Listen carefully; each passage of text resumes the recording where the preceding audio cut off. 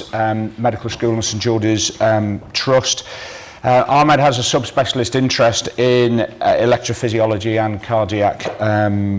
and cardiac devices. I think this one's, I'm particularly looking forward to this because obviously we all come from an environment where we're trying to encourage people to be as physically active for as long as they possibly can be. And there's two things to me that are happening to the population as the demographics, you know, as they become older. Some are becoming more and more inactive and more diseased as a result. Others think that they can go on forever in terms of what they're able to be physically capable of. And Ahmed's going to talk to us about whether endurance exercise in older athletes and older people is good for you or not, I think, aren't you? So, Ahmed, delighted to invite you. Thank you. Okay. Well, thank you very much for the introduction. So, my name is Ahmed Merghani. I'm a cardiology registrar at St George's. I've actually finished at St George's and I've now gone on to continue my training in the West Midlands. But during my time at St George's, I did a PhD on veteran athletes, and I would like to thank the British Association of Sports and Exercise Medicine for giving me the opportunity to talk to you about some of my research findings. So the objectives of my talk is to first reinforce the benefits of exercise. I'm going to define what is a veteran athlete. I'm going to outline the cardiac effects of long-term endurance exercise. I'm going to describe the dose relationship between exercise and the heart. And finally, I'm going to explore the rationale and methodology of screening older veteran athletes. So before I'm accused of scaremongering, I just want to reiterate the benefits of exercise, which I'm sure all of us in this room know very well. But if you exercise regularly and moderately, you have a 50% risk reduction in coronary events. You have favorable blood pressure and lipid profiles. And on average, you live 3 to 6 years longer than if you do not exercise at all. So clearly exercise is beneficial and we certainly shouldn't downplay it. There's a growing group of veteran athletes over the age of 35 who've been exercising for the majority of their life, termed veteran athletes, who increasingly want to reap the rewards of these benefits. Some of them are competitive, as you can see here on the right, but the vast majority are recreational. And in this year's London Marathon, for example, 40% of participants will be over the age of 40. Now that's quite a remarkable statistic, considering that around 15 or 20 years ago, that cohort was around 15 to 20%. So this is a growing group which we should acknowledge. Now you've heard some excellent talks today about the young athlete's heart, and we know a lot about the young athlete's heart, but what we don't know much about is the impact of lifelong endurance exercise on the heart. And this of course is subject to various factors, including the normal aging process, genetic factors, toxins and infections, lifelong exposure to cardiovascular risk factors, and of course the stress of exercise itself. Now there has been a suggestion that if you exercise too much over many years, that this could be detrimental. And this is really surfaced because of various papers showing that if you do intense exercise, you have an increase in various serological markers, such as troponin and BNP. And these markers are often seen in individuals who have had a heart attack or suffer from heart failure. And the speculation is that these serological markers could be masking or pointing towards underlying myocardial inflammation or possible fibrosis. And there's a suspicion that this inflammation and this fibrosis may be causing adverse cardiac remodeling, cardiac dysfunction, and possible arrhythmias. Now, there has been some studies on veteran athletes, but the studies that have been published have been limited by small sample sizes, the exclusion of the female veteran athlete, and more importantly, the inclusion of athletes with acquired cardiovascular risk factors. So we at St. George's University devised a study called the Veteran Athlete Study, Heart Study, where we looked at male and female veteran athletes who are free of cardiovascular risk factors. So we recruited 152 veteran athletes who are over the age of 40 and have been exercising competitively for more than 10 years. And as I said, importantly, we're free of cardiovascular risk factors. And we compared them to 92 age, gender, and framing and risk-matched controls. And both groups were subject to a gamut of investigations, as you can see here. But for the purpose of my talk, I just want to concentrate on 3 investigations: the results of the Holter monitor, that of the cardiac MRI, and that of the CT coronary angiography. So the athletes were recruited by way of popular athletics magazines. They underwent a 24-hour heart monitor. They had a cardiac MRI with a 1.5 Tesla Siemens scanner. And they also had a CT scan inclusive of calcium scores and CT coronary angiograms. And just before I continue, I just want you to appreciate that in both controls and in the veterans athletes, they were age, gender, and ethnicity matched. They had similar indices of blood pressure, cholesterol, and framing and risk scores. But what was different was that the veteran athletes took part in, on average, 31 years of competitive endurance exercise, amounting to around 7 to 8 hours per week. And of course, they had much better VO2 maxes because they were much fitter. So the first thing we wanted to establish is whether or not these individuals have more arrhythmias. And we looked at different forms of arrhythmias, including supraventricular tachycardias, pauses of more than 2.5 seconds, atrial fibrillation and atrial flutter, and ventricular tachycardia. And this is what we found, that in veteran athletes, there is a higher burden of arrhythmias. And that goes across the board from SVTs all the way to ventricular tachycardias.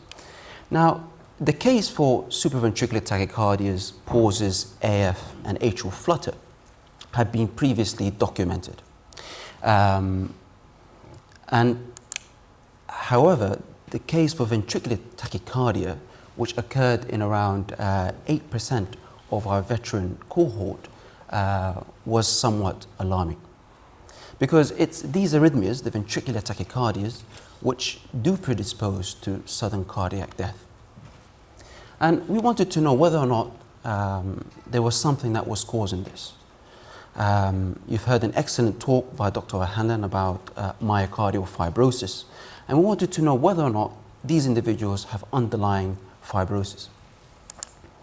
So we next performed MRIs on all of these athletes and the controls. And what we found was that in the controls, there was no fibrosis. So if you do no exercise, you've got no scarring in your heart. There was only one female athlete who had fibrosis. But in 17% of male veteran athletes, there was evidence of myocardial fibrosis. So this was clearly something that was intriguing, and one that required further thought. So in terms of the distribution of the fibrosis, this was quite widespread, occurred in various places in the heart. And in terms of the depth of the fibrosis, as Dr. Ahmed mentioned, you can actually determine the etiology of scarring by where it is on the muscle wall. We found that in around 60% there was a mid-myocardial or an epicardial distribution of fibrosis, and this is often suggestive of myocarditis. So some of these athletes might have had previous inflammation caused by a virus causing myocarditis. In around 40%, there was a subendocardial infarct. And this type of fibrosis is often seen in atherosclerosis. So the next question was, do these athletes also have more atherosclerosis? And this is exactly where we look to next. So if we look at female and male athletes and controls and look at various indices of atherosclerosis, we found that the presence of one or more lesions was most common in male athletes, as was the presence of two-vessel disease, coronary artery calcium score of more than 100 Agatston units, and the presence of 50% luminal stenosis was only found in male veteran athletes. So what we're slowly establishing is intense exercise over many years can foster atherosclerosis. And if we look at the individuals who had 50% stenosis, which were 8 males, 3 of them did have an infarct, as shown by subendocardial late gadolinium enhancement, and all 3 had ventricular tachycardia. And suffice to say that all of these individuals were males, so it's clear that it's the male veteran athletes who perhaps are more at risk. And here are some examples. This is a 64-year-old healthy male marathon runner. And the picture on the right is that of the right coronary artery. On the left is the left anterior descending artery. And you can see these white dots along the course of the vessel wall. And this is actually deposits of calcium, which is a feature of atherosclerosis. Now, I wanted to go one step further and to see whether or not there's a dose relationship between exercise and atherosclerosis. So we looked at controls and subdivided our athletes into how much they run or cycle per week. And this is what we found, that in both male and female veteran athletes, there is a U-shaped trend in atherosclerosis. And as you can see here, if you do lots of exercise, i.e. if you run more than 35 miles per week, or you cycle more than 150 kilometers per week, you have calcium scores which are equivalent to if you don't do exercise at all. So it's quite it's quite interesting analogy, I think. But there is this U-shaped trend, and there's been a lot of interest in this U-shaped trend, and there's always been the feeling that the more exercise you do, the better your heart, and that this relationship was thought to be infinite. But what we're slowly starting to realize, both from our work from our group and from other researchers, was that there is this U-shaped trend. You do reach a point of no gain, basically. But what I want you to appreciate from this graph is how much exercise you have to do before you start seeing an increase in atherosclerosis. You have to run the equivalent of a marathon a week before you start seeing an increase. So this is quite a significant amount of exercise.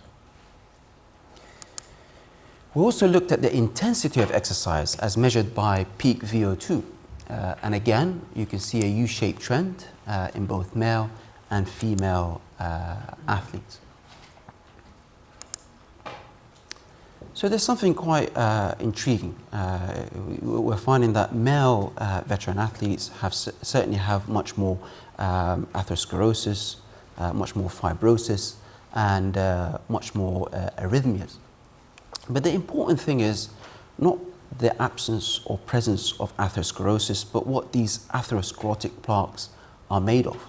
Because the type of plaque that you have very much determines your prognosis. So if you've got a plaque which is rich in calcium, this plaque is thought to be stable and less likely to fissure and to cause an infarct. However, if you have a soft plaque which is full of lipids, then that plaque is much more vulnerable, can fissure and cause an infarct. So this is what we found in terms of plaque morphologies, and I'll break this graph down. If we look at firstly the female athletes and the female controls, they have similar levels of stable calcific plaques. But if we look at the male athletes and the male controls, the male athletes have a higher percentage of stable calcific plaques. So although the male athletes may have more atherosclerosis, the majority of their plaques are calcific and stable. And that might mitigate their risks of having a myocardial infarction. And that's important because it means that these mass endurance athletes do not become these unfortunate victims. So what's driving all of this? Why are we seeing athletes with atherosclerosis or fibrosis or ventricular tachycardia? Well, I don't think anyone knows the precise mechanism, but it's thought to be, one of the hypotheses is that under hyperdynamic circulation, you have shearing forces in the arterial wall, which can promote inflammation and therefore fibrosis. And certainly work from within the study were able to show that at resting levels, the blood pressures are the same in both athletes and controls. But once you start exercising and you reach your VO2 max, there's a major discrepancy with peak exercise. And we're slowly seeing that athletes have a higher incidence of exercise-induced hypertension. And over years, an individual who exposes himself or herself to prolonged periods of hypertension by bouts of exercise, intense exercise, may foster the same features that we see with hypertension in the general population.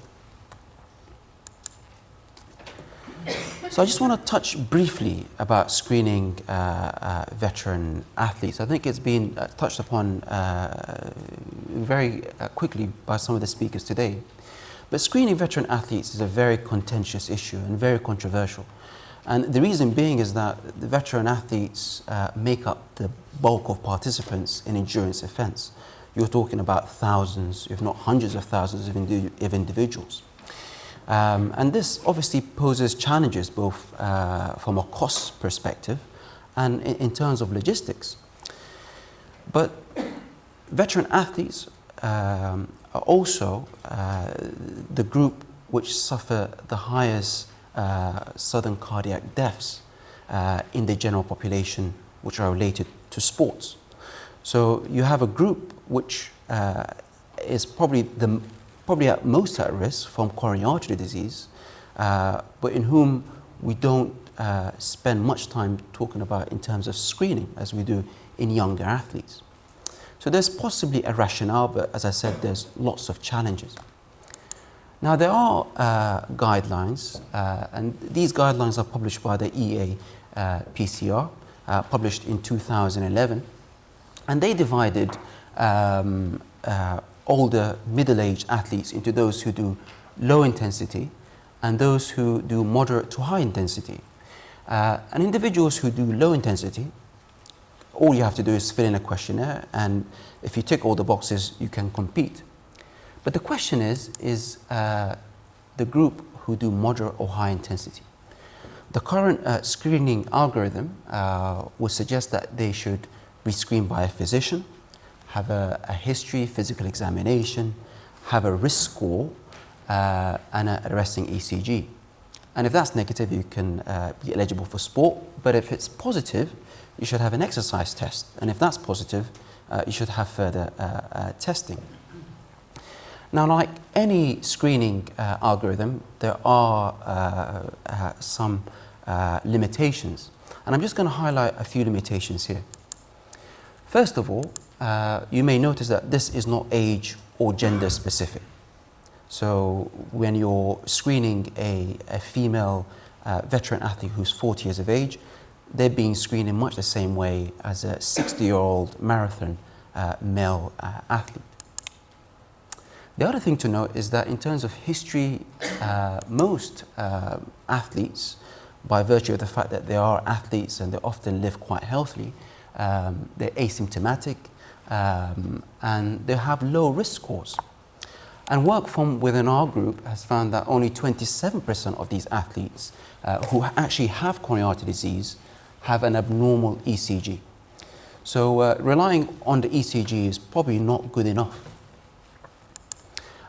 And finally, a word of caution about maximal exercise testing. This has a sensitivity of only 50%, and in some cohorts, it's much lower than that. So clearly there is limitations in the current screening algorithm. So is there a better algorithm? Well, at the moment there isn't, but if there was, it may look something like this. And this is sort of a tweaked version of the EAPCR guidelines. And you can see that it's age and gender specific, and there's a higher reliance on CT angiography. Now, whether or not this is right or wrong is up for debate, but certainly you'll pick up much more athletes with coronary artery disease. But of course, there is more radiation, and there is a higher cost involved. So I just want to summarize my talk by just going through the effects of exercise on the heart. So if you do moderate levels of exercise at the recommended levels, you start seeing these rewards. But as you start doing more and more exercise over many years, or if you're an elite athlete, you might see features of adverse cardiac remodeling. Now, this is not a new hypothesis, and even at 400 BC, Hippocrates was quoted as saying that if you give every individual the right amount of exercise, not too little and not too much, you'll find the safest way to health. So in conclusion, the benefits of exercise are indisputable. Lifelong exercise is associated with arrhythmias, myocardial fibrosis, atherosclerosis, especially in male athletes. There is a U-shaped trend between the dose of exercise and coronary atherosclerosis. And the rationale and methodology of screening veteran athletes is currently controversial. Thank you very much for listening.